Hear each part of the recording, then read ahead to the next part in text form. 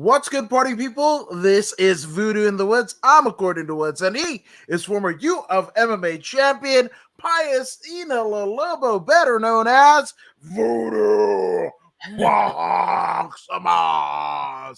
And UFC 276 is touching down right at the T-Mobile Arena in Las Vegas, Nevada. Now, funny enough, if you like the fisticuffs and the body slams and everything, also Money in the Bank, the WWE's offering, is also right across the strip at the MGM Grand Garden. You know, place made famous by Mike Tyson, Julio Cesar Chavez. I mean, many greats. So Vegas is getting a whole lot of in ring, in cage action on That's right. Saturday night.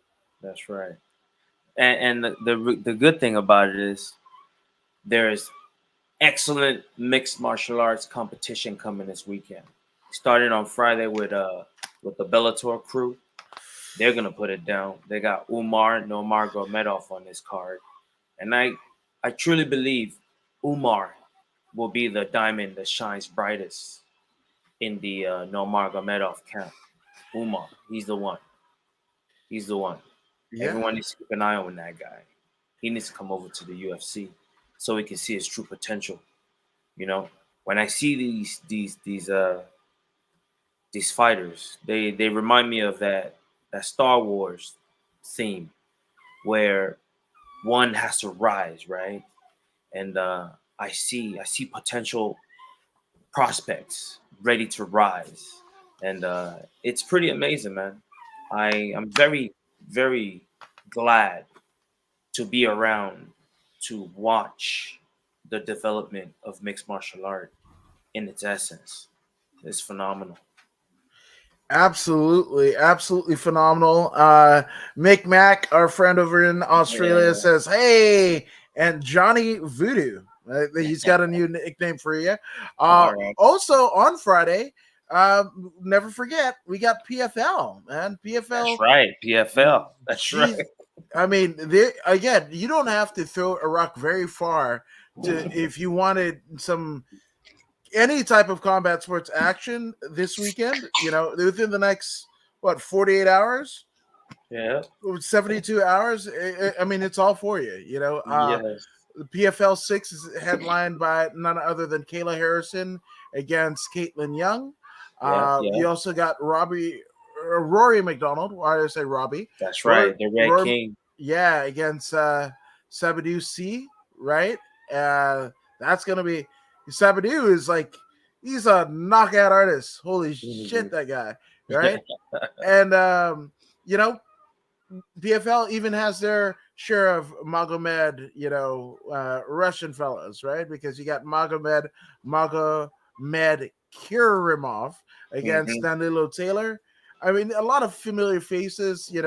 Vanessa Mello is opening up the card. You've got Jenna Fabian, right? Yep. Yep. 5-2 Yep. in MMA, but I mean, a boxing world champion before coming into MMA. I mean, again, there's some great Ray Cooper versus Brett Cooper. Ray Cooper the third, right? Former Oh, that PFL. guy's pretty sick. He's a Yes, he former is. champion, isn't he? And you know how they do it in PFL? They do every season, Hmm. right? So you know you can't rest on your laurels. You enter the tournament the next year, even if you're the champion. You just get number one seed and all that jazz. But That's he's what's up. facing another Cooper, like a 28-16 Brett Cooper. Holy smokes, man! Again, there's this amazing combat sports. Just all around. Risen even has a card this weekend. In 18 hours. Jesus Christ, there's a lot. And for the 876th time, it is Mick Mac's birthday. So thank you, Mick Mac, who's celebrating for the 978th time.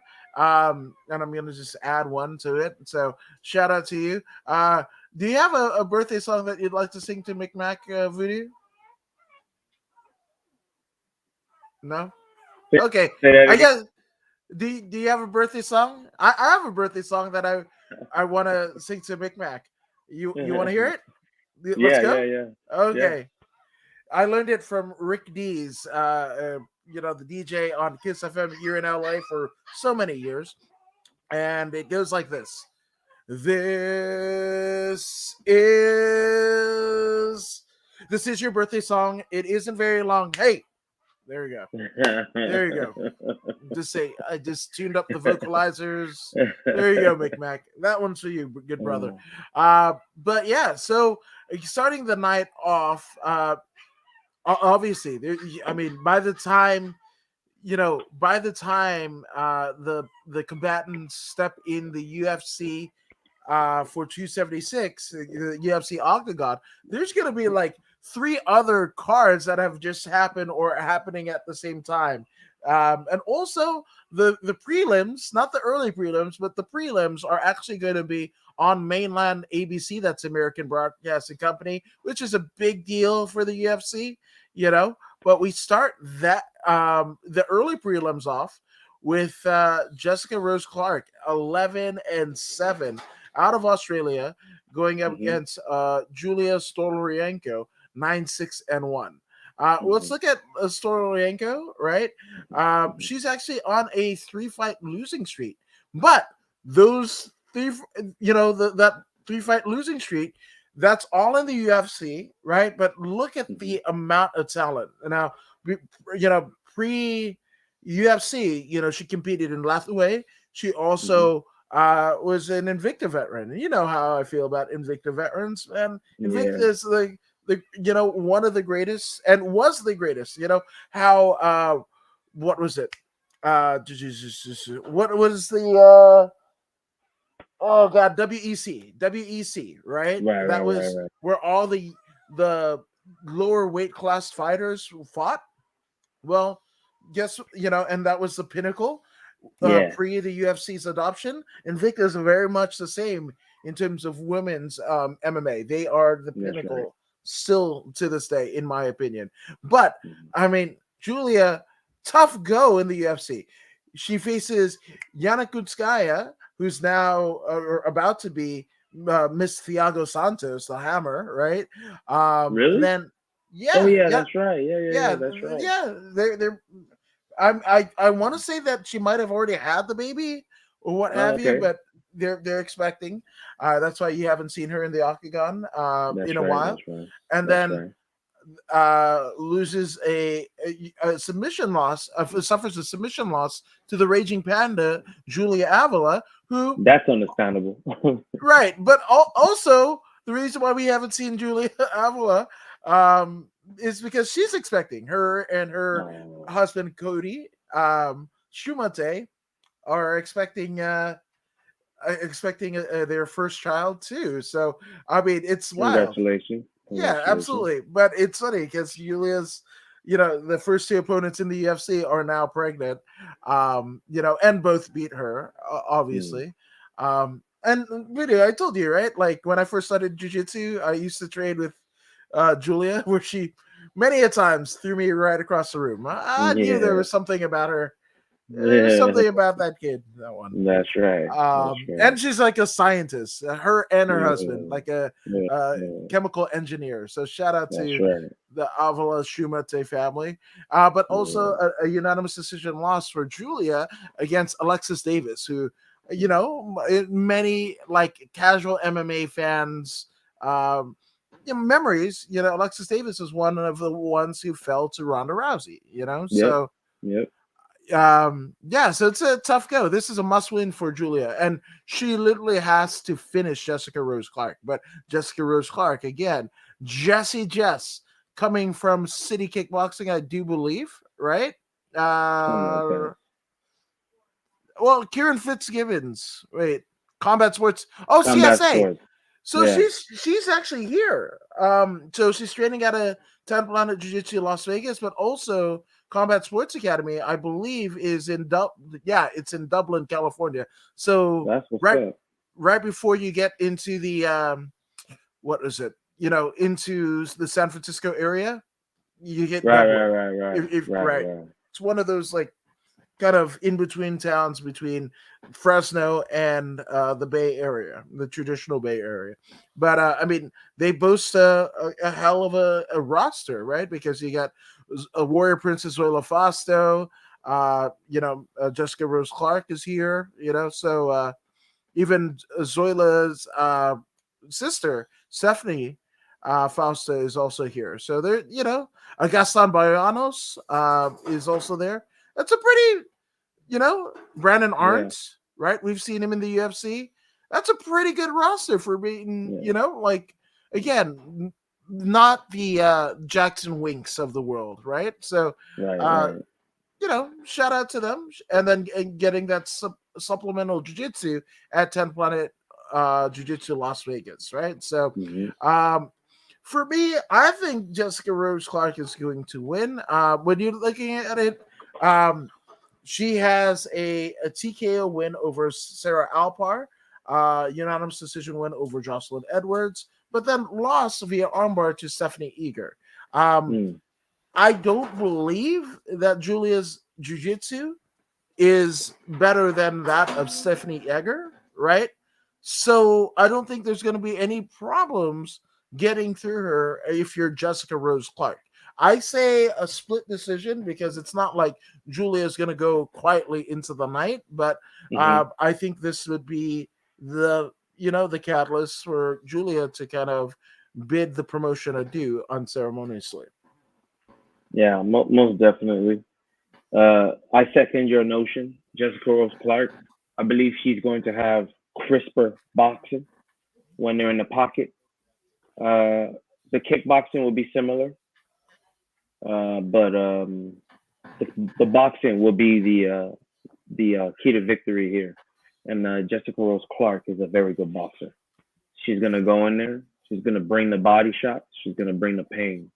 They will both kickbox, but Jessica Rose Clark will edge her out and win this one by unanimous decision victory. Okay, I like it. Yeah. So I've got the split. You've got the unanimous. Hmm. I like it. It's going to a decision. It's going to be a hard fought decision. So, Yeah. man, it's a hell of a way to start off this card. And Ju- Storyanko is very durable and tough. She can take a beating. I've seen her mm, take serious beatings lately, and she keeps coming back. As you can see, she's going up against Jessica Rose Clark, formidable opponent. She's always ready to go against the tough ones. That's admirable. But at the same time, it could be the the very last match for Stororenko. She's not careful in this one. yeah, absolutely, absolutely. And I don't know what he's referring to, whether it be your choice of attire or maybe the whiskers on your chin or chin. But Micmac says, "I swear, voodoo is grayer this week." Which, funny enough, I shit you not. Every time that voodoo sends me an emoji over text, over messenger, over DM, it's him, but as an old ass motherfucker, and I was like, "You ain't that old." You ain't that old. Your knees might tell you something different, but don't listen to them damn knees. You're 27. Jesus Christ. Listen. Yeah, so there you go. Now, in this second match of the night, we have, speaking of people who unfortunately got bested by one Ronda Rousey, you got Jessica Evil Eye, 15-10, going against the Hmm. 10-2 Macy Barber. Let's take a look Hmm. at Hmm. Macy, the future Barber. I mean, the future definitely goes up against the past in this particular Hmm. matchup, right? Hmm. But she's on a two-fight winning streak, beating via split decision Miranda Maverick and Montana De La Rosa, right? Hmm. Losing to Alexa Grasso and Roxanne Beautiful match. Modafferi. Yeah, 100%, And a loss to Roxanne Modafferi, that's Injury. nothing. Yeah, it's not bad. It's not bad. It's Mm. Roxanne, the Mm. Roxy fighter, right? And she destroyed her ligament in Yes, that she match. did. Yeah, Yeah. 100%. But then again, she's been in there with Hannah Cyphers, JJ Yeah. Aldridge, Jillian Yeah. Robertson, Yeah. Jesus Christ, Macy Yeah, Barber in that 10-6. I mean 10-2. She sees some top notch competition. But indeed.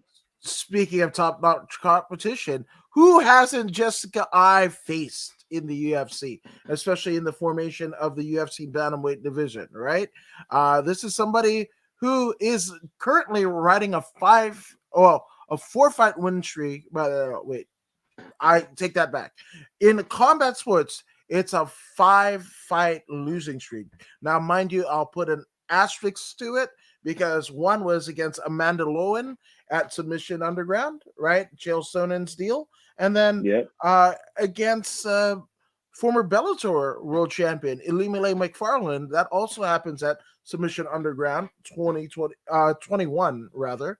But in the UFC, she's on a 3-fight losing streak. Um, Cynthia Calvillo handed her unanimous decision loss. Right. Joanne Wood, unanimous decision loss. And then Jennifer Maia, yeah, we just saw that not too long ago, about a year ago, and a unanimous decision loss. And Jennifer Maia looked like a world beater, right? And then her last win was against Vivian Arujo. Jesus Christ, that was easy to say.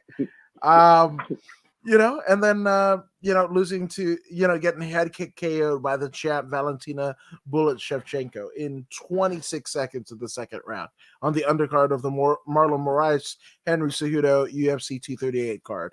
Yeah, so I hate to say it, but we are going to bid adieu, right, to Jessica Evil Eye.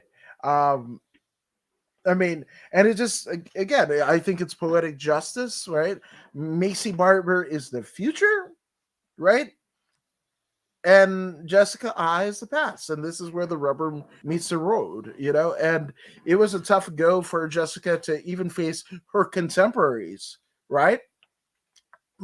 And then Macy Barber's something different. Macy Barber is probably, I mean, admittedly, don't know a lot about Macy Barber, right? But if you were to tell me Macy Barber has been training jiu-jitsu or training MMA as a whole since she is anywhere from 8 to 15, right?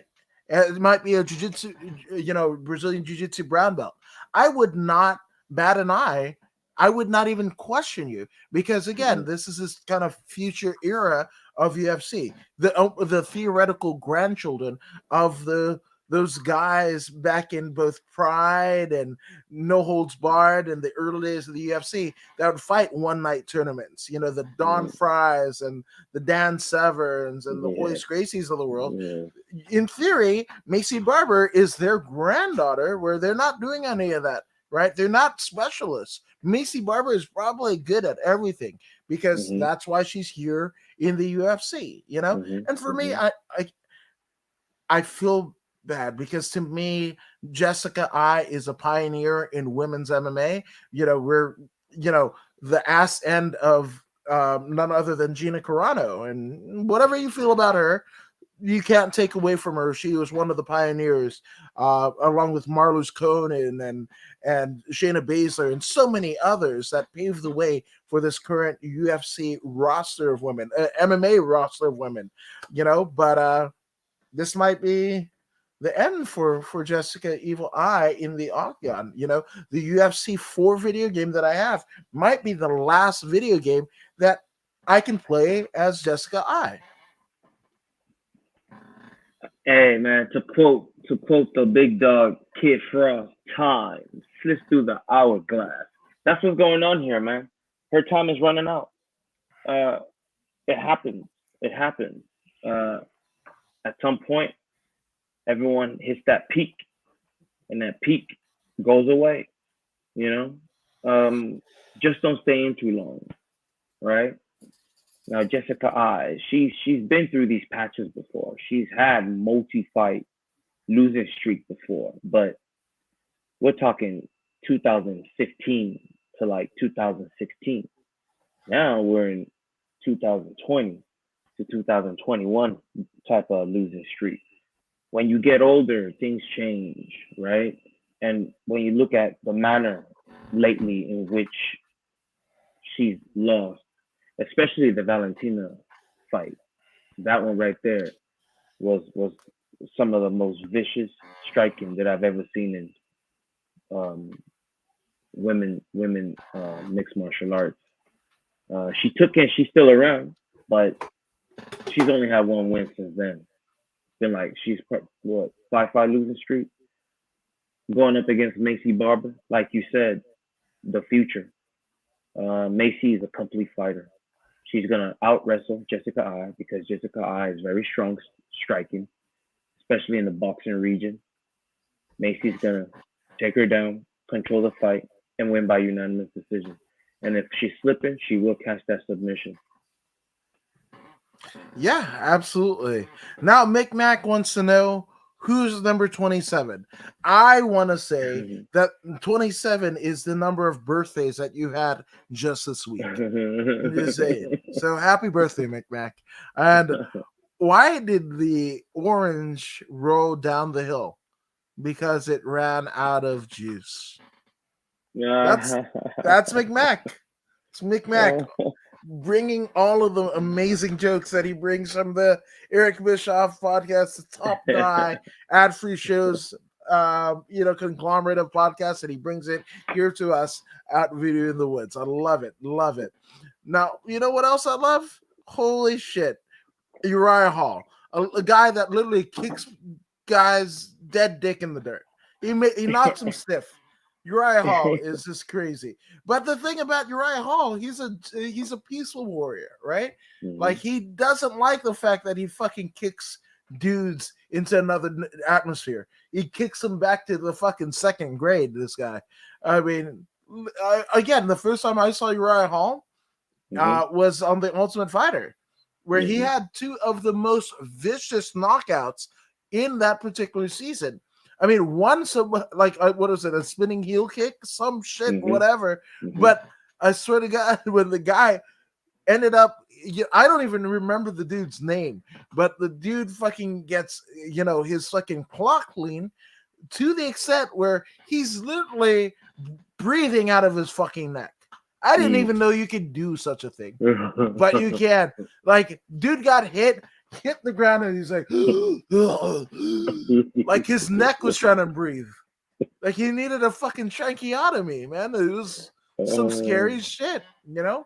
That's a 17-10 Uriah Hall. And even before the UFC, or the Ultimate Fighter, rather, he was kicking ass in the Chuck Norris Bowl Federation. I forgot what that. Yeah. Do you remember what that? I remember the bowl, but I'm not very familiar. I'm not very familiar with the. Yeah, name. Look it up. Look it up. It's out there. But I've seen it. I remember it. Yeah. It. Yeah. Josh Reachin is doing something like that right now. With that karate combat. Yeah, 100%. Yeah. Well, I mean, I actually like the squared border rather than just the fucking bowl. But I mean, I just dig it, I just dig it all. Fuck yes, And McNack says you're free to use it in terms of the orange joke. Thank you for that. And Eric doesn't laugh on purpose. No, 100%. And Adam, when are you doing TikTok duets? I fucking don't know, man. Don't know. I'm trying to figure out the shit that I'm doing otherwise. So at some point that might happen. Now, obviously, Uriah Hall, prime time. It just depends on who's gonna show up, right? Because if you get the fucking ass kicker that literally fucking will kick to shit. Who was it? Oh yeah, it was Jesus Christ. And Andy Ends. No, I'm sorry. Yeah. Adam Sella. That was the spinning heel kick. Yeah, that was. And then Bubba McDaniel, he fucking, punches in 8 seconds and fucking knocks his ass out too. Dylan Andrews. Again, those guys are not here anymore, and he loses that Ultimate Fighter season to none other than Calvin Gastelum, which when you think about shit and how those two's careers have gone since the Ultimate Fighter 17. Mhm. Jesus Mhm. Christ, it's weird. Because Mhm. Galvin is the one who fucking got a UFC title shot where, you know, Uriah Hall is Mhm. fucking treading water. But I mean, he fucking put the crippler Chris Lieben out of commission, you know, on the Mhm. undercard of Chris Weidman and Anderson Mhm. Silva too. It Mhm. just again, if Uriah Hall shows up and he doesn't give a shit about the physical and mental well being of his opponent, Mhm.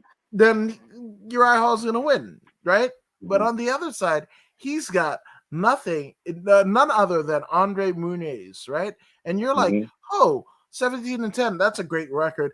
But 22-4, literally Mhm. fought almost 30 times in his professional career, and just like shit, he hasn't lost since 2017. That's nuts, right? And it's Mhm. Mhm. all over the place, right? In first round KO against João Paulo dos Santos at WOCS 48. Then Willie Anderson Paiva. That's, you know what? I need a fucking shirt that says Willie Anderson Paiva, because that's the most brilliant fucking name I've ever heard in my life. Willie Anderson. That should be a first name, last name, but this is Paiva. his Paiva. Jesus Christ, that's amazing. Shout out to Willie Anderson. Oh Uh, shit. all right. And then, Muniz came to us by way of Dana White's Contender Series back in 2018, where he won a unanimous decision over Bruno Assis, right? And then again, the following year, beats Taylor Johnson via rear naked choke in the very first round, and gets his UFC contract, right? But That's true. he's been in there with Batros Fabinski, where he won Mhm. by armbar, Mhm. unanimous decision before that against Antonio Mhm. Arroyo, right? Mhm. Renato Jacare Souza, right? Mhm. Like, Mhm. he fucking inverted armbar a damn Brazilian world champion, Brazilian Jiu Mhm. Jitsu world champion in Jacare Souza, like a Mhm. fucking Mhm. legend. And Mhm. you have the audacity to you're a Brazilian, and you take out one of the greatest Brazilian jiu-jitsu practitioners to ever compete in MMA, a former Strikeforce champion, and that's just the shit you do, Mhm. And Mhm. he even armbars, yeah, boy, Eric Andrews, Mhm. who was just on the Joe Rogan podcast, right? Mhm. Mhm. So, man, I'm going with Muniz on this one, dude, and I think it's going to be vicious. I think he's probably going to rip Uriah Hall's arm out of his He's gonna socket, maul him. like second He, round. he's gonna maul him. Hey, this one's simple, man. Uriah Hall doesn't want to go anywhere near the ground with this guy. Andres Muniz. I've seen him fight before. We've talked about him before. He's very vicious. He comes after you. He's got decent striking, such that he gets close enough to grab you. And once he does, 99% of the time, you're going down. Does Uriah have that fight? Is he gonna get frustrated? Will he be able to get back up and get back to his feet and get back to the game plan of utilizing his striking and keeping the distance, managing distance, and striking from afar? Or is he going to continue to let Andre get inside, take him to the ground? I think Andre is more than willing to go 15 minutes of attack with the wrestling slash grappling slash submission. Uriah, the question is, like you said, which one is showing up? If it's the destructive one, then he's accurate enough to land the precise strike that can nullify Munoz. With that cross, that's right cross, is the perfect strike. And will he will he be able to do this at any point within those 15 minutes? Because there's no telling when or if Andre Munoz will ever slip up in this particular matchup. If he slips up in the second round, 10 minutes or so, then okay, lucky you. But what if he doesn't slip up till like the, let's say, 14 minutes and 30 seconds left, right? Will Uriah have anything at that point in the match. This would determine if he wins or not. Otherwise, Munoz will either stop him or win by unanimous decision victory. He's gonna out-grapple him. Yeah, I can't agree with you more. Wait, hold on. Best chocolate is cherry ripe. I don't even know what the fuck that is. You gotta give me pictures. DM me pictures, McMack, of the cherry ripe. And I got verbal diarrhea. Which, are you listening to Dio? Like, are you, fucking, what's it? The fucking something in the dark. Why am I blanking? That's one of my favorite songs. Oh God, fuck it. Anyway, I was gonna make a Ronnie James Dio reference and I fucking forgot the damn song. So he's got diarrhea. So shout out to Ronnie James Dio. No, fucking Andre Martinez, again, like you said, is gonna fucking maul Uriah Hall. He has the killer instinct that Hall has been struggling to inhabit his entire UFC tenure. You know? Yeah. Without a I flash couldn't agree. knockout, he doesn't win. He needs a flash Exactly. knockout. Mhm. That's the only thing he can't out grapple him. No way. He won't be able to out grapple him. I don't believe so. His wrestling is good. His grappling is very good, but the assault of Munoz is unyielding. He's consistent. Yeah, so that's a consensus pick. We got Muniz, fuck, I don't know how to say it. Especially, it was hard enough when it was Frankie Muniz, right, or Muniz or whatever.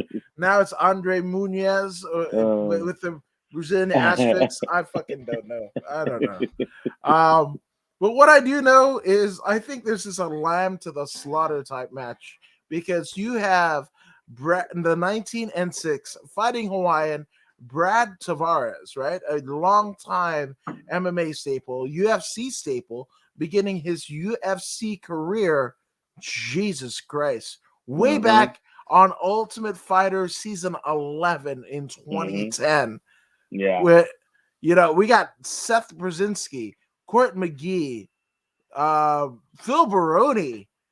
Jesus Christ, this is Bubba McDaniel, Lawrence Larkin, been in there with Yoel Romero. Yeah, Yoel Romero, Tim Booch, Nate the Great Marquardt, fucking Rob Whitaker, the Spartan Elias Theodoro, right? Thales Leftis, Christoph Jotko, losing to both Israel Adesanya and Edmund Shabazian, right? But he just, just to think that you thought you couldn't teach an old dog new tricks, well, here he is on a 2-fight winning streak, literally 12 years in the promotion against Antonio Carlos Jr. via unanimous decision, back on the undercard of Dustin Poirier, Conor McGregor 2, right? And Omari Akhmedov funny enough, Dustin Poirier, Conor McGregor 3. So Brad Tavares, he had Red Patty Night 2 times. Shout out to him, right? Right. Yeah, right, in theory, right? But he is facing none other than the South African Ducris Duplessis, right? Dracus. Yeah. Dracus Blackus. Duplessis. Dracus Duplessis. Yeah, what she said. If I start on something, right, with that, the syllables are fucked up for me, right? Like there's a wrestler called Ace Austin. Like phonetically, it's a miss for me, right? So when you get decrease, right, and I'm like Duplessis, right, or then when you're like Dracus, and I'm like motherfuckers. That's just the way my mind works. But Dracus, the South African, does he have a nickname? Because I'm gonna cling to that motherfucker rather than say his actual name. Still Knox. Still Knox. Whack shit. Yeah, Still Knox. Still Knox. I don't know what like still knocking him out. Still Knox. I mean, or what is it? Little Richard had the hit. You know, you feel me knocking, or you hear me knocking when it can't come in. Come back tomorrow and try again, right? That's it. I don't know if Druckus is a fucking Little Richard fan, but I want to believe he is. But you know what makes people who follow Druckus a fan of him is his 4-fight winning streak right now, and that Mhm, is against Joyton Lumberbach, right mhm, at mhm, KSW 50 in London. mhm, EFC Worldwide, he beats Brendan Lazar via guillotine choke, and EFC is essentially. I mean, go ahead and check EFC out, everyone, because literally one of the best productions in all of MMA. It is essentially uh, South Africa's mhm, UFC, right? In terms of production values, right? But mhm, mhm, after competing at EFC for the very last time in 2019, he basically KOs Marcus Perez in the very first round with a left hook, vicious left hook. I remember that, you mhm. know. And then he's basically TKO'd Trevin Giles, right? And that was actually on the undercard of Dustin Poirier, Conor McGregor 3. So both Brad and Trevin Giles, in theory, got red panty nights, you know, and fought on the same card. So here they are with a non-McGregor or Poirier, but they were card mates, and now they're essentially combatants for the night. I just think coming off of two straight finishes, I think Druckus is just going to continue, you know, and Brad Tavares, again, 12 years in the octagon, right, in the UFC, that's a bit much. And the wars that you have to, to go through to get here. So, yeah, I'm going with Druckus. Yeah, Duplessis also will be my call. Uh, he Brad Tavares is a complete fighter. You know, he is a very good fighter, excellent boxing, best attribute. He eventually developed his kickboxing. His grappling is phenomenal. Everything's great, but Druckus is is going to edge him out. Uh, I believe his grappling will be the key to victory here. He will be able to close the distance, put him on the fence, and that dirty, grindy wrestling that Randy Couture is so famous for. He's gonna bring that in. When he gets him to the ground, he's gonna smash him on the ground. If he keeps him on the fence, he's gonna beat him up on the fence. If he stands in the middle of the cage with him, then Brad Tavares will have a higher probability of winning. I don't think he will. He's Druckus. I believe uh, he's going to aim more to secure the victory rather than to thrill the crowd in this particular one. Brad Tavares is a dangerous fight for him, so he has to be ultimately focused on winning and winning alone. So the best path to victory for this particular match will be for him to grapple a lot. Tavares, you know, he's got that. He could knock him out at any point, but my money is also on Druckus Duplessis. Yeah, you know, it's again that phonetically the name is just a mess in my fucking head, right? Because like I'm all like Druckus, like Druckus Rucker from Hootie and the Blowfish. No, that's not it. Or more like, is he Druckus the Ruckus? Like that would be a lot better than Still Knox Right. as a nickname, but I fucking don't know. Um, and Micmac says Cherry Ripe is a brand of chocolate bar manufactured by Cadbury Australia, introduced by the Australian confectioner Mac Robertson's Okay. in 1924, one of Australia's oldest chocolate bars, and is one of the top chocolate bar brands sold in the country. It consists of cherries and coconut coated with dark chocolate. I believe with the powers of the internet and StreamYard, I think I actually have a picture of said cherry ripe, right? Hey. Here you go. Yeah. And there, folks, is cherry ripe, which it looks like they shove hot Cheetos into a protein bar. Yeah, that's what it looks like, huh? The red ones right there. Yeah, They got that's chocolate too right here. yeah. It's chocolate. It's like a chocolate protein bar that's made out of hot Cheetos, right? Wow, interesting. But it's cherry and coconut, which I didn't think that could be a thing. But shout out to Australia for making it a That's thing. right, man. Yeah. Australia. Good day. Hey, My I have a question. wow. Nick Mac, how's the kangaroo meat? How is the meat?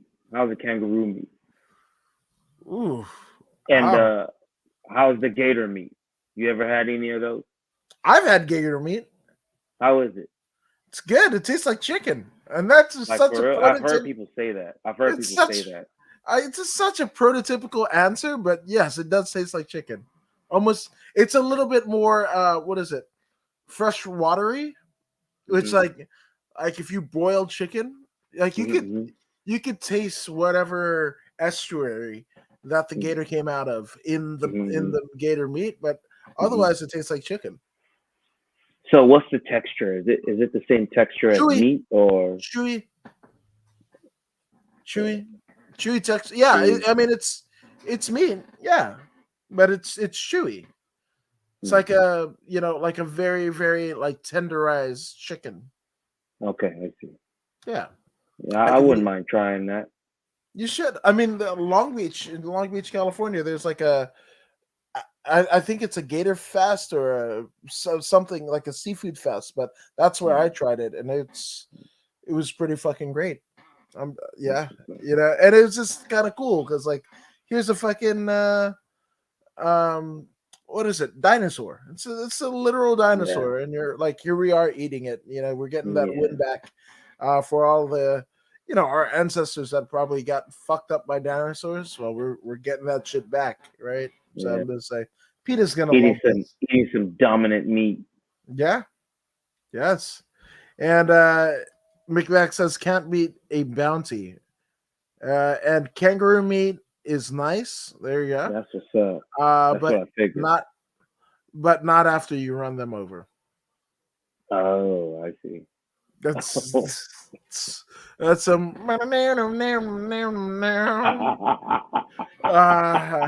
right on 10 points. So I think we both have Druckus the Ruckus to fuck us up to Brad Tavares, right? Duplessis.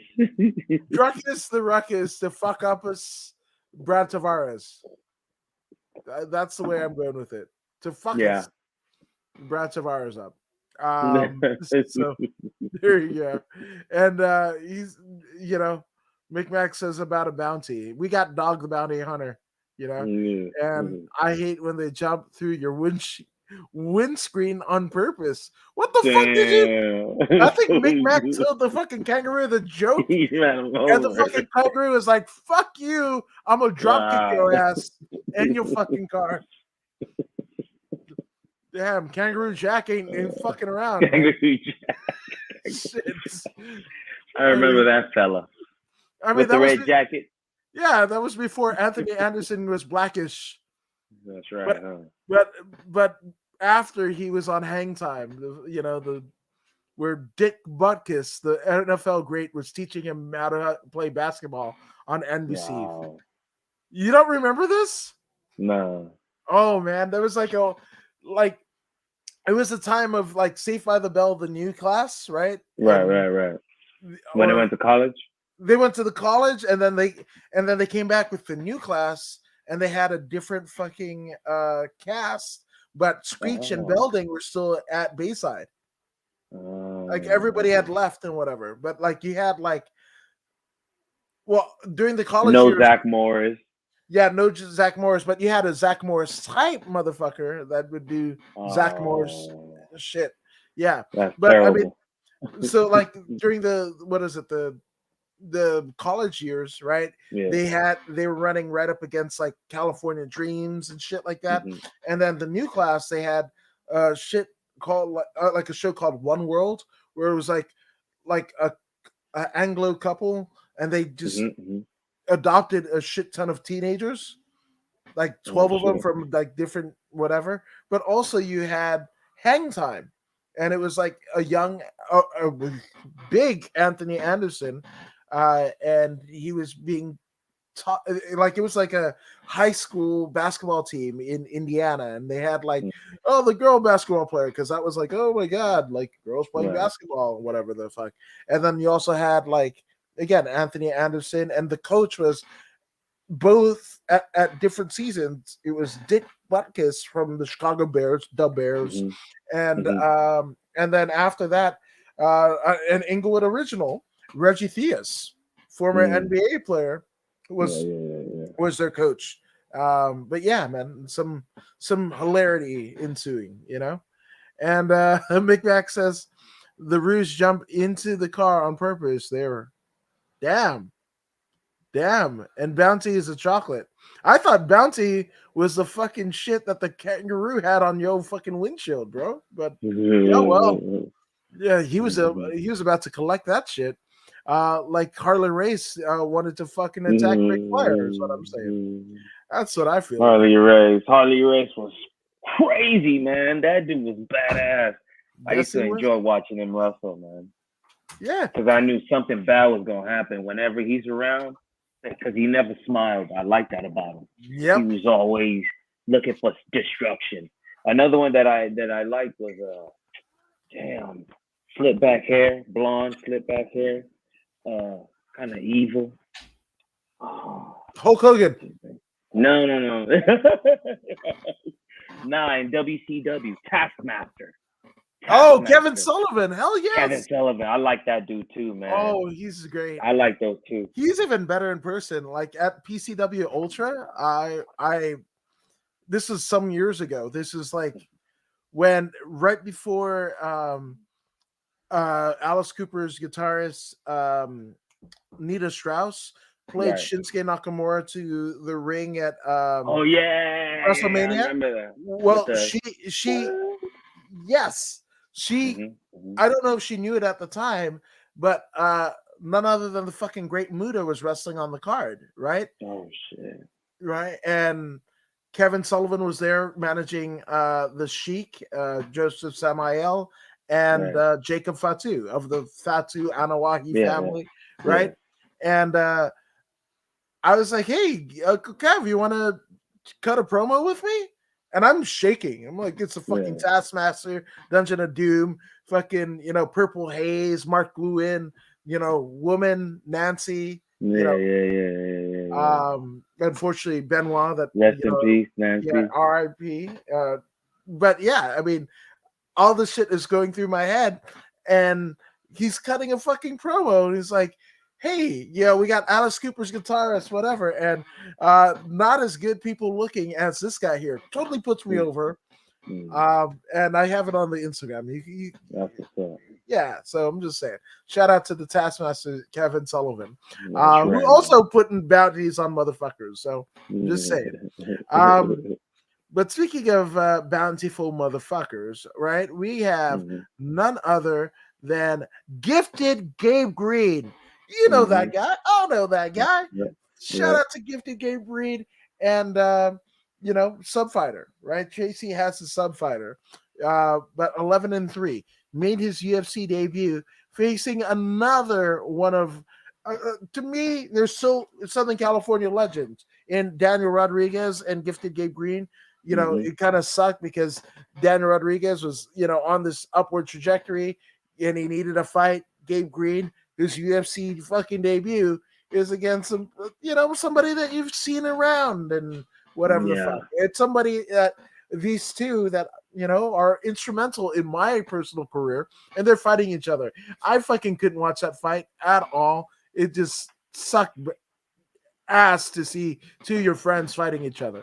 But in any event, he rebounds that kind of gutsy performance with Daniel Rodriguez, right? And he goes against none other than the Fresh Prince, Phil Rowe, where he wins a unanimous decision win, cementing his role and his spot in the UFC roster, right? And then he does it again, and he KOs Johan essay. There we go. He's a lame ass essay. Is Johan, right? But he KOs Johan. All kidding aside, right? Um, and then Gabe Green is fighting none other than Ian Gary, who's 11-3, right? Now let's look at some of the Irishman's. Actually, I'm sorry, he's 9-0. Is Ian the future Gary, right? Man, you know right. what? If Ian Gary and what's her face, Macy Barber, right? They're both Uh-huh. the future. Right. Let's just say if those two, did that What would together, they have? What would they have? the future squared is the kid. It would look like fucking Elon Musk's Oh. kid's name, X to the whatever 13th squared, annexation of Puerto Rico. I don't know what the What fuck. the? Yes. Uh, Hey, I but watched this old man. I watched this old man on YouTube, and he's always like, "What the?" I can't remember his name. He always invites people on, right? Off camera, they have a certain kind of conversation, and then when he goes on camera, he starts asking tough questions that they didn't discuss. It puts them on the spot. Jesus. I can't remember the dude's name, man. He's a Republican. Damn, what's that dude's name? He's always like, "What the?" Wow. What is his name? I'm sure you know this guy. I just can't remember his name right now. I can't. I don't know. That's. I don't. I tell you what, I'll look for it while you're talking. Okay, right on. But Ian Gary. Wait, that's the solo on video. Yes, Ian Gary is on a 9-fight winning streak. His entire career, he's become undefeated. Right. That spans wins in Cage Warriors. Almost the entirety of his MMA career, professional MMA career, takes place in Cage Warriors. Right. I mean, including his final um amateur fight, right? Back in 2018, where he faces Gulagar Poor Inierson. Yeah, say that 3 times fast. Actually, I just did that just to say it. That was an amateur fight, and I don't even think that Goulart is even still fighting, unfortunately. But the entirety of his pre-UFC professional career was spent in Cage Warriors. Then at the undercard of Kamaru Usman versus Colby Covington 2, he beats with a counter right hand. He beats Jordan Williams, and then he goes to a unanimous decision at UFC 273 with Darian Weeks, right?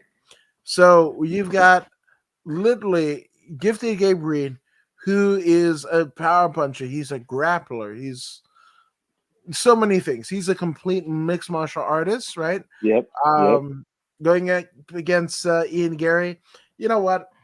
As impressive as Ian Gary's performances have been in the UFC, and he's had 2 of them, but so to it has Gifted Gabe Green, where he's finished motherfuckers. Uh, Not just because it's home team, but I really do think that Gabe Green is going to put a 1 next to the 9 of Ian Gary's record, and I think that is the future. That's a very, very good bet. Uh, this one's a 50-50 in regards to what they bring to the table. Uh, Gary, his grappling is his Achilles. Not his Achilles heel, but his ace in the pocket. He's got very good grappling. When Gabe starts to get close and connect, he's gonna put hands on him. He's gonna wrap him up, and he's gonna impose himself upon Gabe Green. Gabe Green also has great wrestling, great jiu-jitsu, great everything. He's a complete fighter. But Gary's taller. They've been choosing these fights for Gary in which he has the length advantage most of the time. If you look at the fight that he's had in the UFC, he's had the reach advantage, and he's good enough to maintain that distance while he strikes away. He's been touched. He's still young. He's been touched, but I think he's gonna pull this one off. So I'll go 50-50 on that one. Even though I'm for Gabe Green, but this one right here, we got to split it down the middle. Yeah, They both have attributes that's comparable. It's like two swords clashing. There's no, I don't see overwhelming advantage over the other. They cancel each other out pretty well. well, I mean, hopefully this isn't like docking, because literally two swords clashing.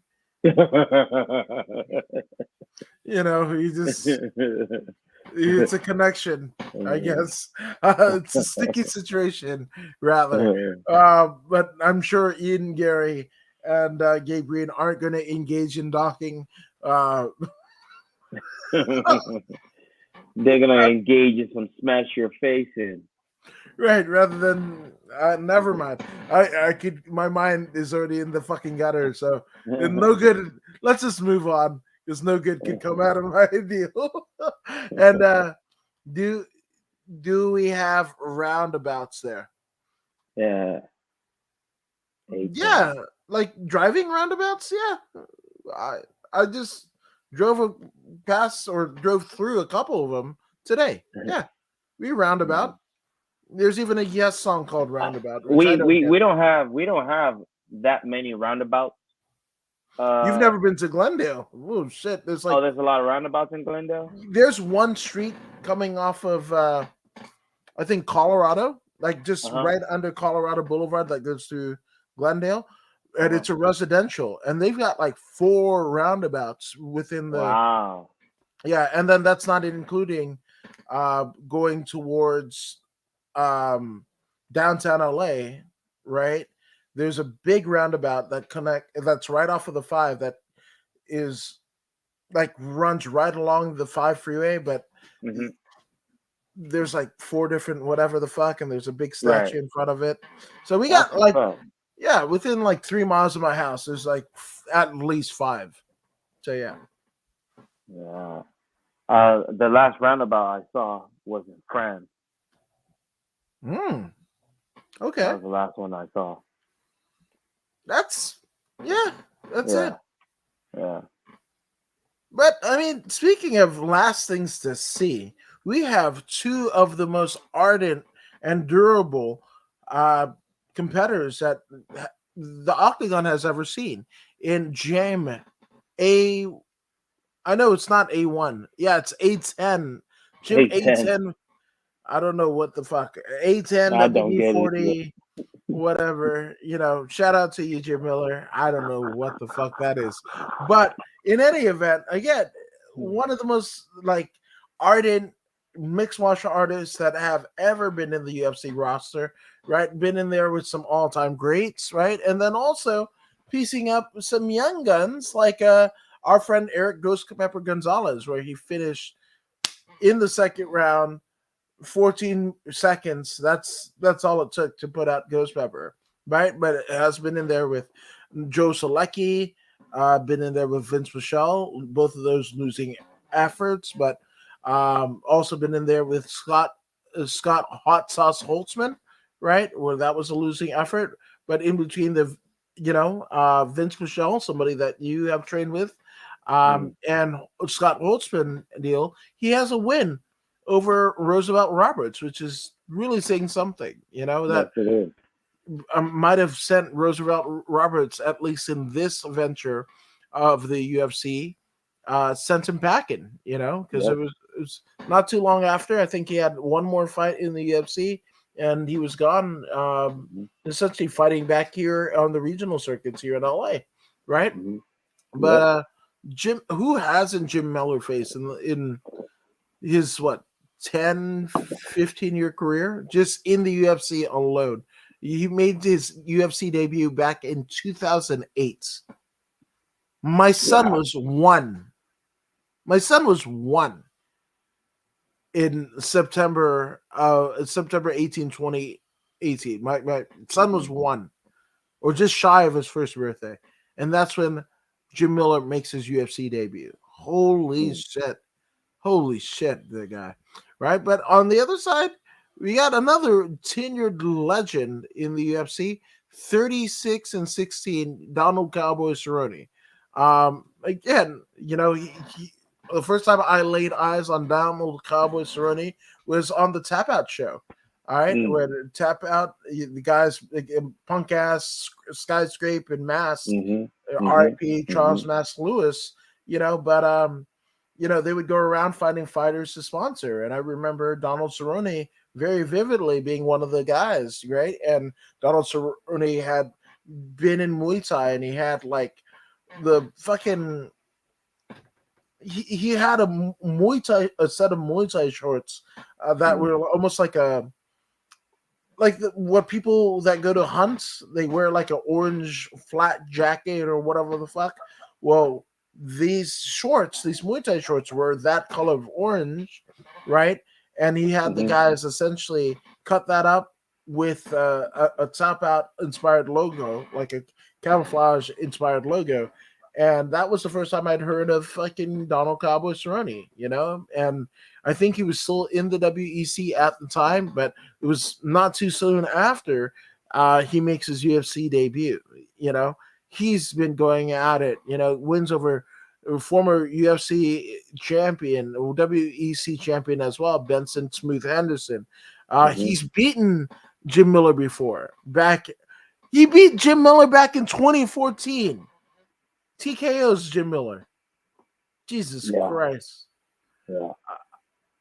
You know what though? It was something in me. Nothing against you know um nothing against uh Jim Miller, right? Mhm. But Mhm. I would say nothing against Donald Cowboy Cerrone, but Mhm. Donald Cowboy Cerrone is notoriously a slow starter, right? Mhm. You Mhm. remember what happened to Roosevelt Roberts when he tried to establish his reign with Jim Miller? Mhm. Yeah. Didn't work. Yeah. Didn't work, and he got Mhm. wrapped up. So Yep. I believe it's going to be Jim Miller coming away with the win. Um. Yeah. I would like to see Cowboy win because I enjoy the way he chambers his kicks after he kicks. The chamber is very important, right? When you throw a kick out, a lot of people they just drop the leg instead of pulling the leg back in the manner that it went out. Pull it back, reverse the process, and then pull your leg out. A lot of them just drop the leg, which gets them too close to the opponent, and very very bad habit there. Very very bad habit. Um, Cowboy, he's one of few that that that exercises precision technique when it comes to kicks. His punching is phenomenal as well. He's a very good kickboxer. His grappling, when we first were introduced to Cowboy Cerrone back in WEC, I remember his submissions were clean, very clean. His transition is clean. Um, he had some tough matchups, like you said earlier, but that was then, and this is now. Um, Jim Miller seems to be more active. Jim Miller seems to be stronger in my eyes. Seems to be stronger, and when he brings the pressure to Cerrone, and Cerrone's reflexes, I don't believe is what it used to be. He will get touched. Uh, he will get jujitsu. He will get submitted. Uh, Jim Miller will win this one in the third round. Yeah, I agree with that assessment pretty well. I wouldn't be surprised if it's a buzzer beater. Almost a la Cody Garbrandt's, spectacular KO. Mm. So that's what I think. Um, do we have electronic roll roads? Right. I think it's Toll rail. road. I think he's saying toll road. Yeah, Is that what it means? yeah, yeah. We have Yeah, them. we have toll road. Yeah. We don't have them like as much as you guys do, but some specific places around Los Angeles has it. Yeah, yeah, Some freeways as well. and McMack says I got billed $750 for 1 month. Damn, That's fucked up, man. that Fuck sounds the like toll. that sounds like New York. You have to pay to Yeah, use the bridge over there every time in New York. that's a tough See fucking. where we're at is wide enough such that we don't get charged for using most of the roads. There are some places where they charge, but we don't have many of those uh, options. Most of the roads are free to travel until you run into a border. Mm. But for the most part, not that many toll roads out here. I don't like to run into borders at all. I don't like to run, you know. And yeah, and in reference to either, we're not sure. It didn't give a lot of context, but it's either Jim Miller or Donald Cowboy Cerrone. But that guy is like Ryback. He beats underwhelming opponents. I'm just saying. And auto textile electronic, it's about $20 a day. Jesus Damn. Christ, that's cost of operating business or doing business, you know. So yeah, it looks like a consensus pick. We got Jim A10 Muller for the That's right. win. Yeah, That's right. We love Donald Cowboy Cerrone. We love him, but Jim Miller seems to be more fit for combat right now. yeah, and I wouldn't be surprised if we see a Donald Cowboy Cerrone retirement after, you know, I hear after. he's trying to hit 50 fights or something like that. So Okay, so maybe yeah, one or two more. something like that. Yeah, And if he even if he loses from now until that 50, they will continue to give him fights just so he can reach that goal that he set. They respect him that much. He is that guy. yeah, no, 100%. Speaking of that guy, remember Little John on Red Robin Hood? Men in Tights, he had a toll bridge. Yes, Little John did have a toll bridge in Robin Hood Men in Tights. Shout Hey, out. the only one I remember is the Dave Chappelle character. Yes, where he's blind. That's all. Yeah, that's all. He's That's the fucking only guy I blind, know. you know? Dude, I mean, before Dave Chappelle got to, the Dave Chappelle that we know and love, or we recognize, but he had some fucking funny ass bit parts. That Robin Yeah. Hood one was amazing. Also, him as Reggie in Nutty Professor 2. He fucking starts cracking on fucking Sherman and whatever. And the funny shit, the same when fucking Sherman gets his he makes his comeback and becomes what, Yeah, Eddie Love or whatever the fuck, yeah, you dude, know. love some shit. Yeah, but oh, he, he starts laughing. Eddie Murphy starts laughing. Ha ha ha ha! Like, how? What the fuck? Do you have on your head? Fucking shit locks and whatever the fuck. And he just beats the shit out of Reggie. He cracks his knuckle. Oh, goes to the fucking piano to wound fucking Jada Pinkett, which we know how Yeah, toxic she can be, but Eddie yeah. Murphy was fucking telling us that shit because you know what he did to his black brother Dave Chappelle, right?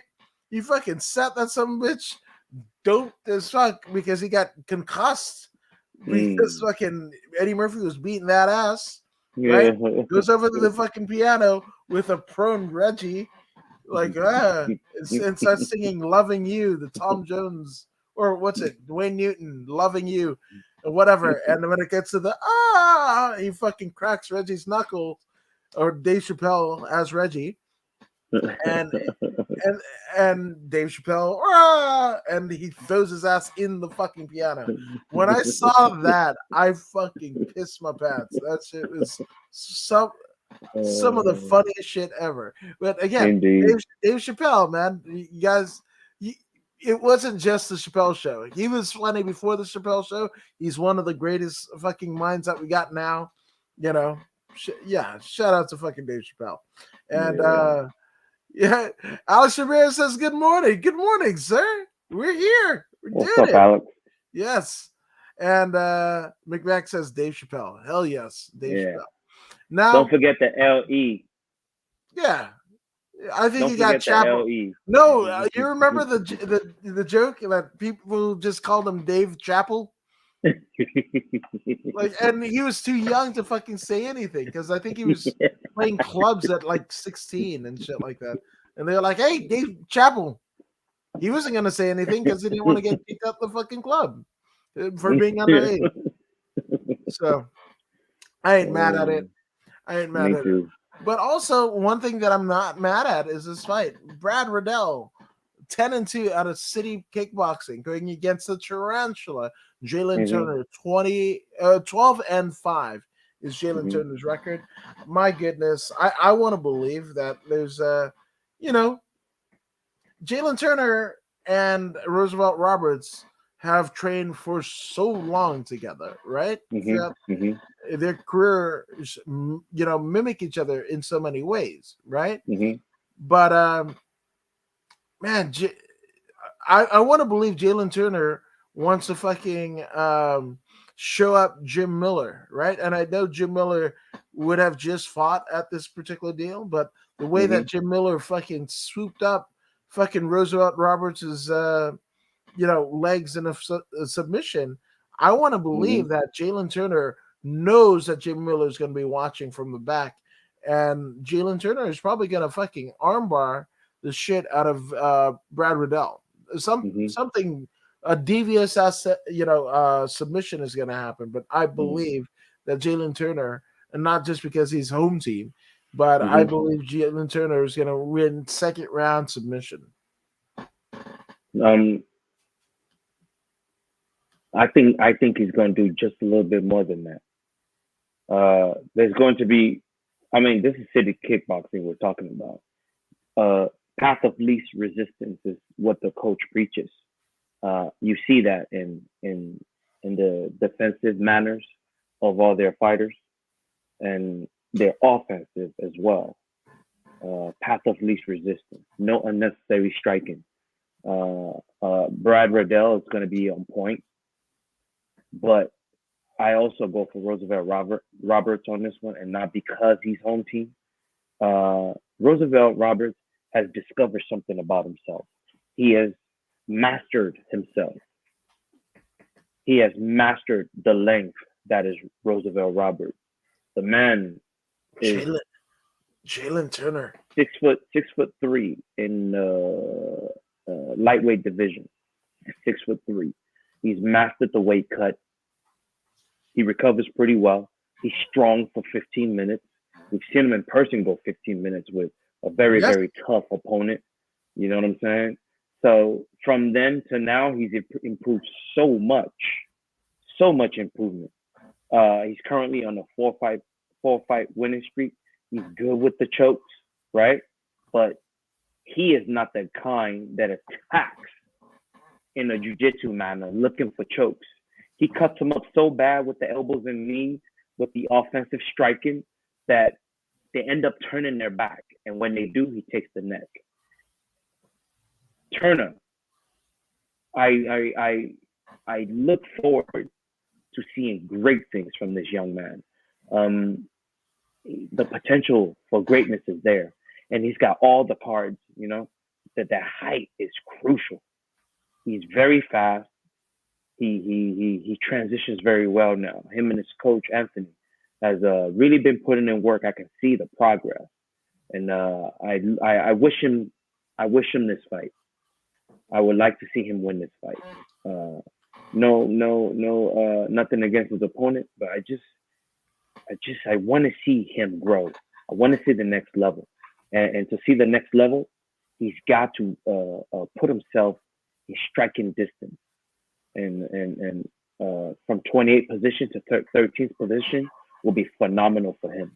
Now he can get into the top 10, and we can really see him shine and utilize the attributes that he comes to the table with. I can't wait. I can't wait to see him perform. Neither can I. Neither can I. But before we get to see Jalen perform once more, We are at the main card, and it's starting Mhm. off with a literal fucking banger.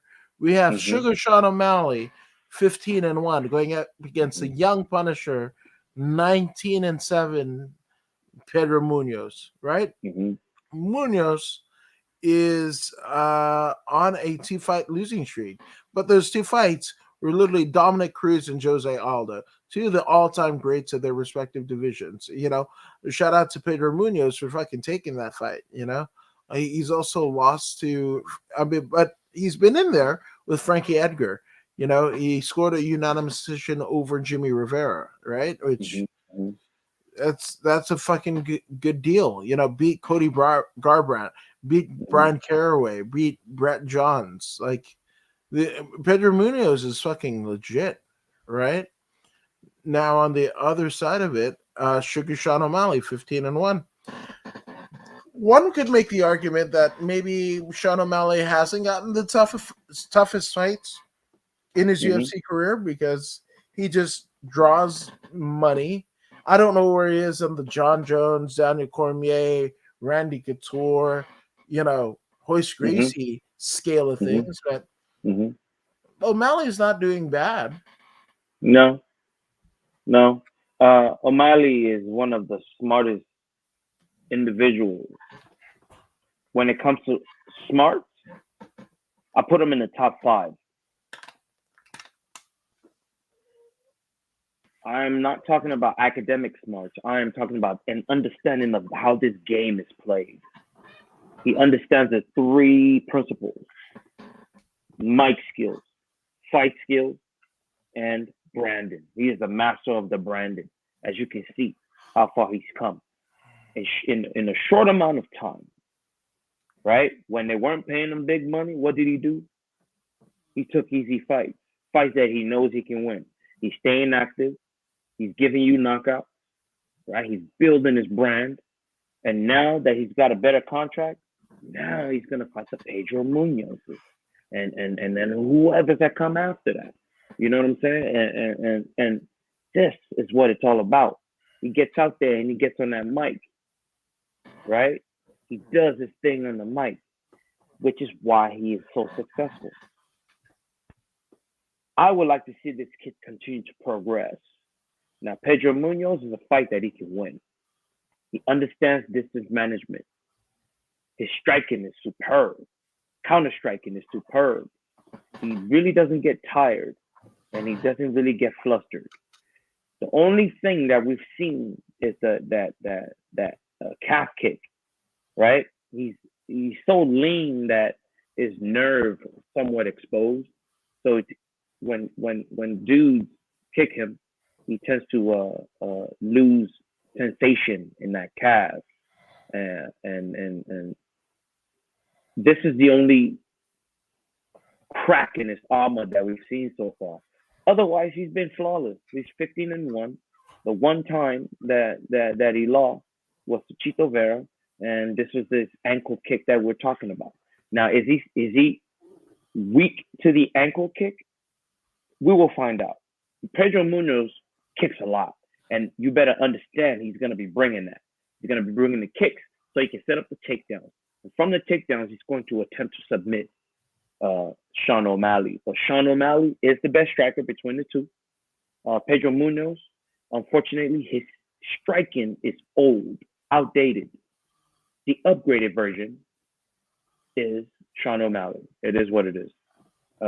Dynamic striking, inside out, and this is what I see for the future. And he is one of those pioneers that's going to bring this forth. We're talking about jumping spin kicks, whip kicks, uh, crescent kicks, heel kicks. Uh, uh, uh, you understand that dynamic type kicking. Mm-hmm. Sean O'Malley is one of few that's able to do it right now, and I would like this to continue. So I'm going for Sean O'Malley to win this one by split decision. Young Punisher all day split decision. Hmm. That's what I'm going with. Split decision. I don't see him getting a knockout. Pedro No. Munoz, he's been in massive wars. I just don't see him going out. He might lose. He might take a lot of shots, Right. but I don't see him losing like that. I see this going 15 minutes. I like it. I like it. So you got O'Malley. I got the other gents. Yes, Pedro Munoz, okay, Pedro that's Munoz. yeah, That's he's worthy of being picked. yeah. Yeah, So, most definitely. hell yes. Now we have none other than Brian Bam Bam Barberena, 17-8, going up against the reigning and the former defending world champion Robbie Lawler. Um, Robbie Lawler has been a champion in both the UFC and Strikeforce, 29-15. That dude was been fighting in the UFC since he had hair. Like you see Robbie Lawler's fucking like full head of hair. It was thinning at the time, but even still, and here he is about to fucking kick off, part of the main card on the pay per view, UFC 276. So Bam Bam Barberena, shit. Let's look at his record, right?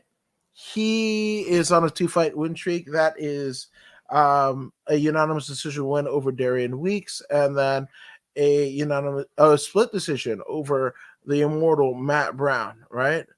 Hmm. Uh, yeah, so he's got he's been in there with Jake Ellenberger, been in there with Leon Edwards, Joe Proctor. Man, people forget about Joe Proctor. Yeah, Uh, right. Joe Proctor is amazing. Yeah, but I mean, he's all over the place in terms of the people that he has faced, wanted to face, what have you. He's making it happen. Um, but even still, I got the fucking I hope Robbie Lawler, right? With all of Hmm. his championship credentials and the fact that he doesn't spar as much, maybe we get one last. I don't say he has to win the title fight, but right, contending for a title. I think that would be an amazing story arc there. But what Hmm. do you think? Hmm. This fight here is custom made for Robbie Lawler to win. It's a very good opportunity for Barberino, but Barberino is a tough individual. So is Rory, not Rory, Robbie Lawler. So is Robbie Lawler. Robbie Lawler will be the cleaner of the two when it comes to striking. His striking is precise. Uh, uh, he will be faster. He will have better combinations. He will be cleaner. His shots will be straighter. Not much looping. Looping will only happen in during combination, looping over to get over the guard to catch the ear or back of the.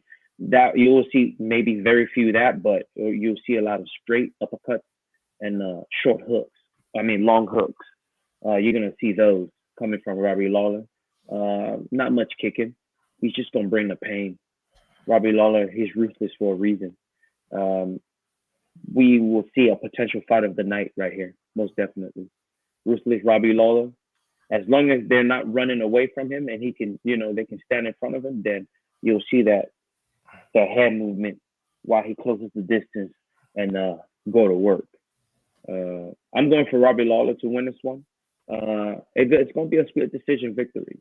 It's going to be very entertaining. Yeah, Barberino, uh, I just don't. Barberino, if he's in trouble, he's got the ability to take the fight to the ground. But I'm still going for Robbie Lawler to win this one. I like it. Yeah, man. Robbie Lawler, one of the all-time greats. Uh, two division. Well, I mean, two-time champion in two Hmm. different promotions. That's pretty damn impressive.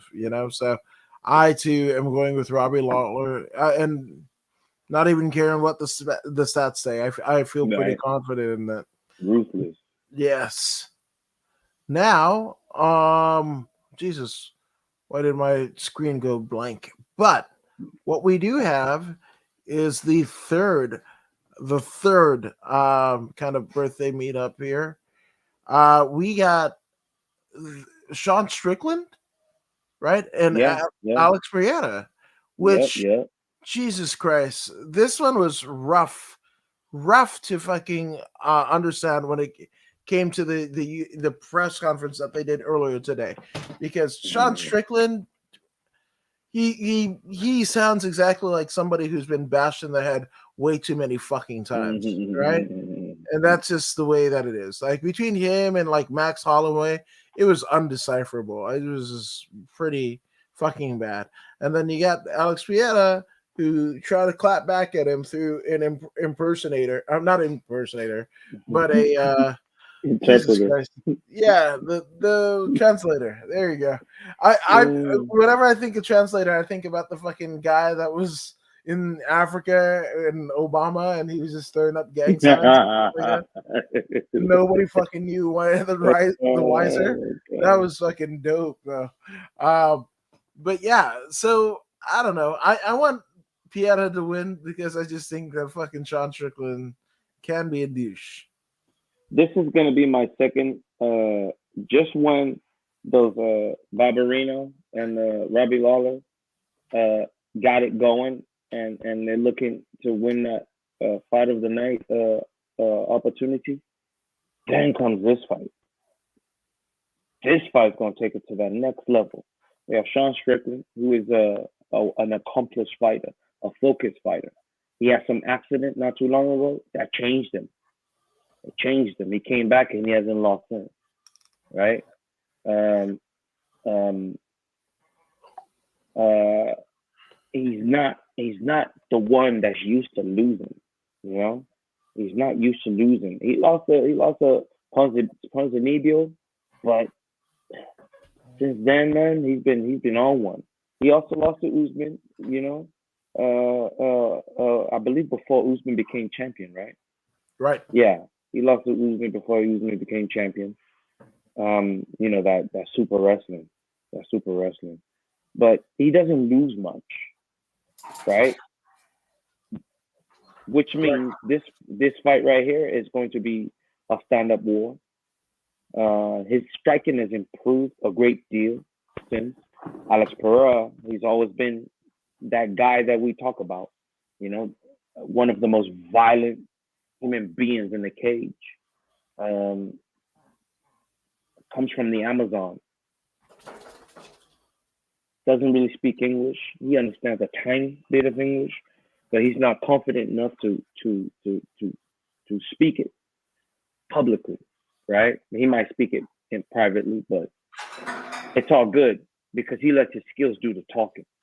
Alex Pereira, though he is 5-1 in mixed martial arts, he has got a plethora of experience in kickboxing, and he's been putting in work with Glover Teixeira and the Nogueira brothers in regards to the grappling. He's worked with some decent, knowledgeable individuals, and he's the kind that absorbs information pretty well. So in case Sean Strickland wants to go for that takedown, I believe Pereira has decent enough grappling to nullify the takedowns of Sean Strickland, which will keep the fight standing. And this is where the magic will happen. Somebody will go to sleep. Somebody will go to sleep. Somebody is destined to go to sleep. This is a battle of two alphas. You have two alphas, one European and one Brazilian, and they will clash in the middle of that cage. Which will suffice? We will find out. I am looking for Alex Pereira to win this one because I am for what's great. Actually, you know what? I can't even say that anymore. After the performance that Sean Strickland delivered today at the press conference, I can't even say Alex Pereira is the biggest match right now in the middleweight division. I can't even say it anymore. Based on that performance, the way he engaged the champion, and it almost seemed like Sean Strickland was the one that was fighting Izzy. The way he flustered his feathers, he's very good. This kid, though his style is unorthodox, right? He comes from the back door. He uses language that rubs people the wrong way. But what we need to understand is he's gathering attention. He's gathering attention. He beats up these people in practice, gathering attention. You're remembering his name now. Now he goes out there and he beats Alex Pereira. He's he's the biggest fight for Izzy, bigger than Pereira. Though Pereira and Izzy has a story. This guy, imagine the press conference leading up to the fight. It's gonna be like Ringling, McGregor and who? Ringling Brothers, the No, three like ring. it's gonna be like that, but I'm talking about the views, man. Around the world, people would tune into this. This would be Yeah. Izzy's biggest payday against Sean Strickland, right? He'll get money for Pereira, but Strickland and him, come on, man. You know how many tickets they're gonna sell? You know how many people hate Sean Strickland right now? Would like Mm, to see him get his mouth shut. Imagine if he gets past Pereira and then he goes in after the title. Imagine how many people are gonna tune in for that match. Well, it's gonna be based on his performance coming up. Though Sean Strickland is deserving, right? I want Pereira to win this one. I want to see that mixed martial arts competition, you know. And Sean Strickland can deliver this as well. But Pereira is the one I want to see. I want to see that power against the swiftness of Izzy Adesanya. I like it. I like it. But you know what we are? Actually, we're here for a couple of max jokes. I think Eric doesn't laugh at my jokes because I'm better looking than him. Also, Mm-hmm. do we play that song "Gold" by John Stewart? Because you're in California. No, What's I've that? been, What's that song? I've, I'm not too sure, but I I don't know that have song. been around the Crenshaw area. Um, yeah, and the songs that play aren't the John Stewart things, you know. Yeah, And they're more Dr. Dre and Snoop Dogg type stuff. yeah, that's a new school to school. And we got a request. Can you do the Ken Keddy intro from? Canada. Oh yeah, Yeah, yeah. From Green Bay, Wisconsin, Mister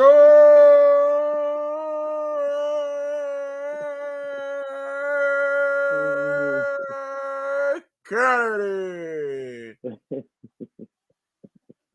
Kennedy. Yeah. that guy was good. What He was happened to him?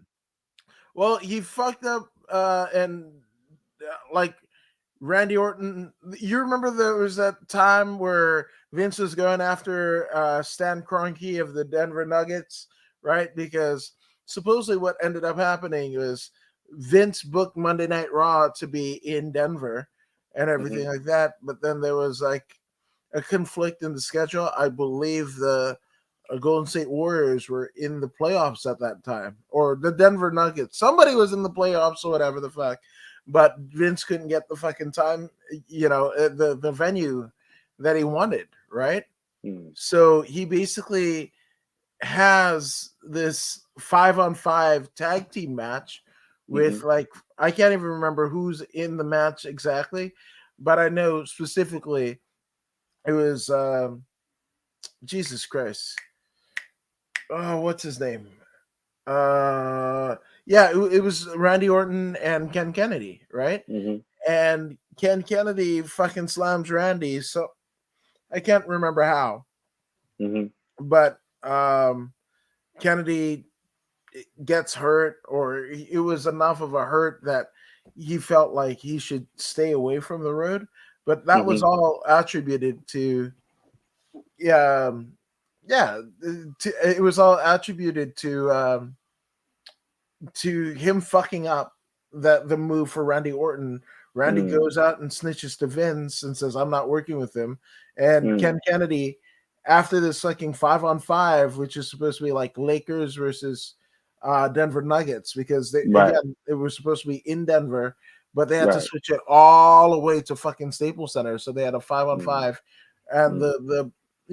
the bad guys were wearing Laker jerseys, obviously, because it was taped for that other market, but it was taped for Denver, but they didn't do Denver at all. So Mm. you had five people dressed in Denver jerseys, and I think Kennedy one of them.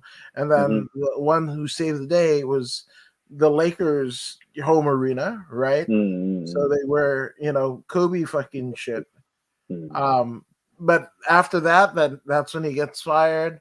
He shows up in TNA, becomes a member of Aces and Eights, But yeah, like it's a whole thing. But um, he runs his own wrestling school in Wisconsin, and some Okay. people say it's legit, but then other people are like, oh, I paid him $1,500, and he fucking just ran away with my money.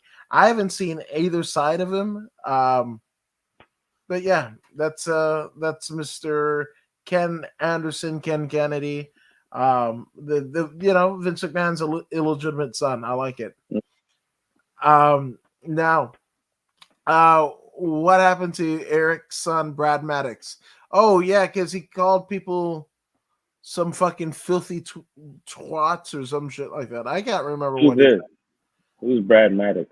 Brad Maddox, he was a on TV Raw general manager, but he's Oh, more synonymous with him and Xavier Woods doing the happy time with Paige at the same time. oh, Yeah, Paige. yeah, yeah, yeah, yeah. So there's that, you know. But speaking of this and that, we are at the co-main events of the evening. We have the trilogy fight for the UFC Featherweight Championship. We have 23-6 Max Blessed Holloway against the reigning, defending UFC Featherweight Champion Alexander the Great Volkanovski. So let's look at the challenger, right?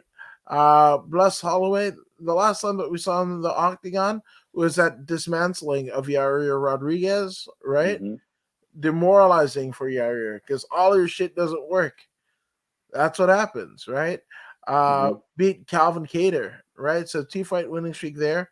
But prior to that, it was the back-to-back losses to Alexander Volkanovski at UFC 245 and 251, respectively, right? So that's all we need to know about Max. I know we want to know more about Max, but for historical context, we're going to go ahead and move along.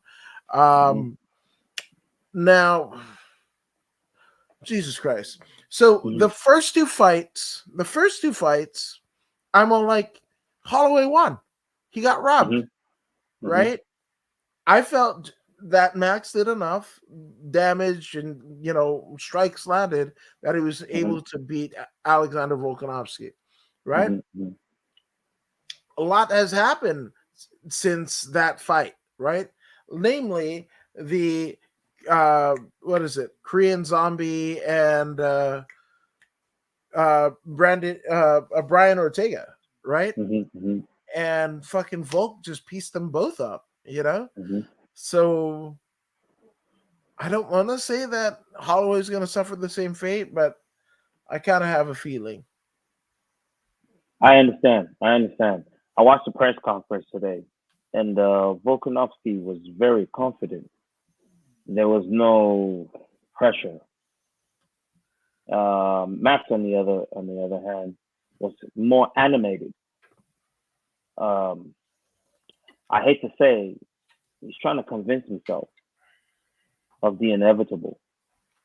Uh, it seems Volkanovski has his number, but I would prefer Max to win. But it's not about my preference. It's about who's going to pull through for 25 minutes. Volkanovski seems to be ahead based on on um, on judge's decision. He's got the confidence on his side, um, consistency on his side, the belt on his side, the belt on his side, and it's going to be tough for Max to beat him. The thing about this is Alexander came in with the overhand, landed it last time. The second time he came in with the leg kick, or vice versa, or whatever. He's always bringing something new to the fight that he executes consistently. Now, for this next match, he might get a knockout. Volkanovski might get a knockout in this one. I truly believe it. But I want Max to win anyway. Oh, Yeah. so I don't know. What's your pick? Who you want in this So one? I feel really conflicted, right? Me Because too. um and it's pretty common knowledge. We've detailed it on this show. I Mhm. thought fucking Alexander Volkanovski is just boring as shit. Worse Mhm. than watching paint dry, right? Mhm. Mhm. Um, him on the Joe Rogan Experience, right? Mhm. That's one of Mhm. my least favorite, you know, episodes because Mhm. Volk doesn't really give too much, right, in terms Mhm. of Mhm. hindsight. And I know even though we speak English, there is a little bit of a language barrier, right? So Mhm. um, there's that. But for me, um, Max Holloway, one of the greatest featherweights of all time, Mhm. but he misspoke today at the press conference and said, "Oh, Volk doesn't have any damage. He doesn't piece you up the right way and everything like that." I'm like, "Yeah, done said some fucked up shit because outside of the Diaz brothers, I think I really do think that Max has one of the best gas tanks in all of MMA, right? Mhm. Mhm. And all of it is going to be tested. I Mhm. just where I feel conflicted is I always want to go for a Hawaiian or go for an islander or whatever, but I just think that I think his number is up. I think Volk's got him, especially on the strength and the most recent wins over none other than Brian Ortega and Korean Zombie. That's saying something. Those are two top notch competitors. I mean, at the two top notch gyms. And here comes Mhm. Gina Carano, who hasn't fucking trained in damn near 5 years, and she fucking Mhm. does the fucking work. I like it. Mhm. Mhm. Yeah. Uh. I truly believe that Volkanovski is going to win somehow. But I feel one of us has to pick the other guy. They're both worth the 50-50 pick. Yeah, So who will you pick? I'll pick the other one. I'm going with Volk for the first time Okay. ever. I'm going with Okay. Volk, and Okay. I'm a Holloway fan, whatever. But Me too. Me too. I Me just too. think that This is we are Holloway fans. This is mm, why one of us has to pick him. So I'll go Holloway. okay, and I'll go Volk. That's it. Okay. And That makes Brad sense. Maddox, according to one McMax, says Brad Maddox looks like Eric Bischoff, and Oh, I see. what's the best burger in at Carl's Jr. $6 burger, any one of them, Mm. right? There you Feel go. like Yeah. But speaking of where we're going, we are at the main events of the evening. We have none other than number one UFC 185-pound challenger, Jared Cannonier, right? Mhm. The Killer Gorilla going up against the reigning and defending UFC, what is it? 185-pound champion, the last Mhm. style bender, Israel Adesanya, who has only Mhm. been beaten inside of an octagon Mhm. one time, right? Mhm. He's got Mhm. wins over Bobby Knuckles, got wins over who else? Jesus Christ. Mhm. Marvin Vittori lost to Jan Blachowicz, right? But that was a stylistic error, where build the skill set versus pack on pounds. They picked increase the proficiency of a move set, and it didn't work out, unfortunately, right? Mhm. But Paulo Costa, Yoel Romero, Robert Whitaker, Kelvin Gastelum, Anderson Silva, Derek Brunson, Brad Tavares, Marvin Vittori, Rob Wilkerson. That's just like a damn fucking Hall of Fame induction, any one of those, you know. So Mm-hmm. the fact that you know he's still here, he's still Mm-hmm. here, and he's vital. He wants to fight, he wants to um, manage and whatever. So Mm-hmm. in instance with Jared Cannonier, right? Mm-hmm. Um, has a knockout. He, entered the UFC as a heavyweight. After fighting on the Alaskan regional circuit, right? Mm-hmm. Then he drops down to 205. Mm-hmm. Has a KO there, Mm-hmm. and kind of figures out his true division and jumps up here with the 185 pounders, the middleweights. Mm-hmm. Mm-hmm. Mm-hmm. You know, Yeah, man. Path of least resistance. Any way you can to get into the UFC. If it's going up to heavyweight, so be it. Now he is at middleweight. Traveled down 3 weight divisions. Uh, Impressive man. Impressive man. Um, this is not going to be about grappling. Uh, Cannonier might be compelled to initiate grappling once he starts getting touched from far away. He will be swinging for the fences. Those overhands need to come in. Power hooks, both sides, uppercuts, possibly, but you'll see a lot of straight, like a 1-1-2 type scenario. 1-1 overhand, 1-1 overhand hook, trying to get that knockout. You see Izzy sticking them from afar with the 1-2s, with the beautiful 1-2s, 1-2-1s. Hitting the angle, throwing the head kick. You see that question mark kick here and there, kick to the body, kick to the leg, attacking all 3 points, head, middle, and low, continuously. Izzy would not get the knockout. I don't see that happening. Cannonier is too good. Uh, uh, you'll see a lot of takedown defense from Izzy. He wants to keep it on the feet. He talked about submission, but I don't think he's gonna stay there. I think he's gonna fight where he's strongest. He wants to hold on to the belt. Perhaps he doesn't. yeah, Perhaps he doesn't want to see Alex Pereira, you know, in another match. Sean Strickland, I'm sure he'll be fine with. But yeah, Pereira might be that. You know what I'm saying? the Perhaps boogeyman. he might. Yeah, perhaps he might just hand over the belt to Cannonier. Perhaps he might be like, you know what, man? Let Cannonier go deal with that shit. Yeah, Yeah. no, 100%. And I just feel like after hearing, the confidence in Cannonier for me has dropped. Mhm, Yes, he has devastating knockout power, right? But mhm, what does that get you in 2020, 2022, facing Israel Adesanya?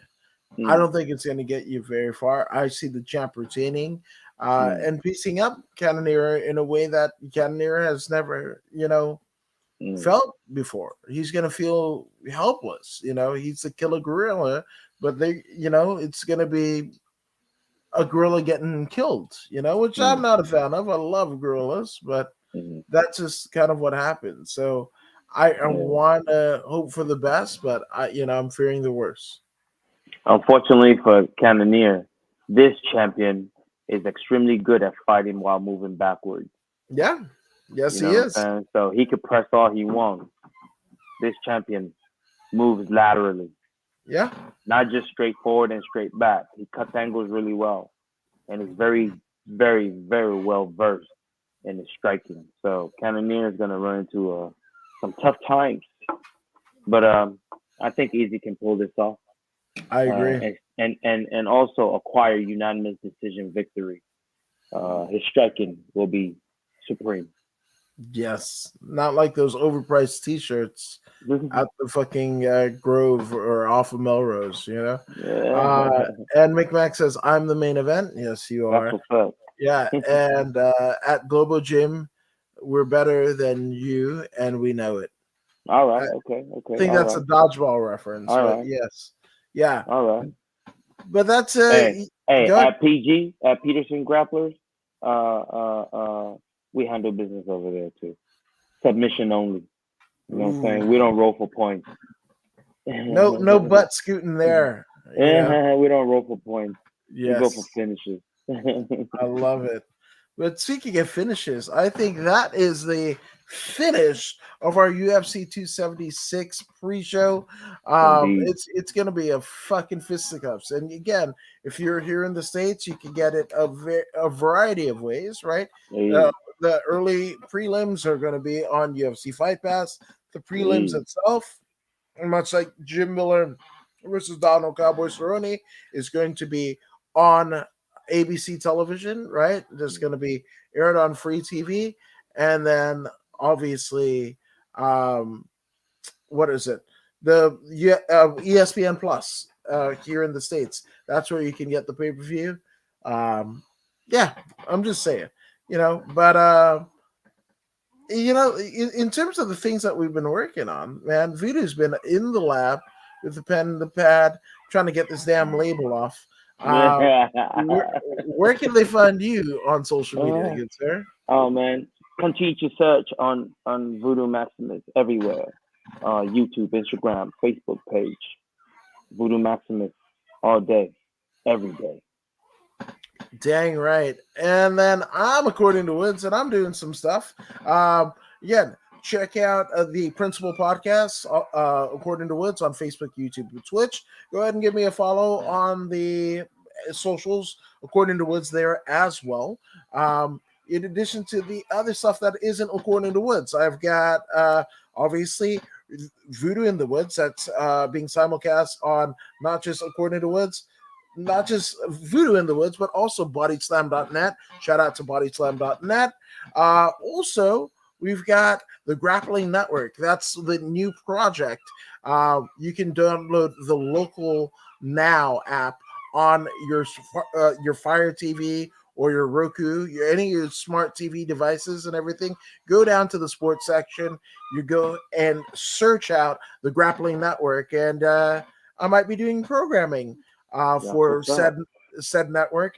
In addition to that, you can find episodes of the According to Woods podcast on the Grappling Network. I think That's what's up. the Stephanie Joplin, one of the Eric Bischoffs, and Ashley Evan Smith. That is being on the rotation there, along with amazing grappling related content. That's interviews, in depth documentaries. We got it all for you. Any type of That's what's grappling, up. that's what we got on the Grappling Network. So download Local Now app on your smart TV, and then search the Grappling Network in the sports section. We're there. I'll see you there. That's And what's then up. obviously the Wrestling Perspective podcast, which I'm doing clips for. The great Dennis Farrell and the great Lars Fredrickson. Yeah, man. So all over the place you can find this guy. We can find Voodoo in all of the places he is. And my Mhm. goodness, we are out. Thank you guys for watching. This was a late one. Enjoy your UFC, Bellator, PFL, WWE Money in the Bank. All of that shit is happening in the next 48 hours. Just have fun with it. There's a lot of bad shit happening in the world, but you don't have to let it happen to you. Be That's well, my right. friends. That's You, right. you're amazing.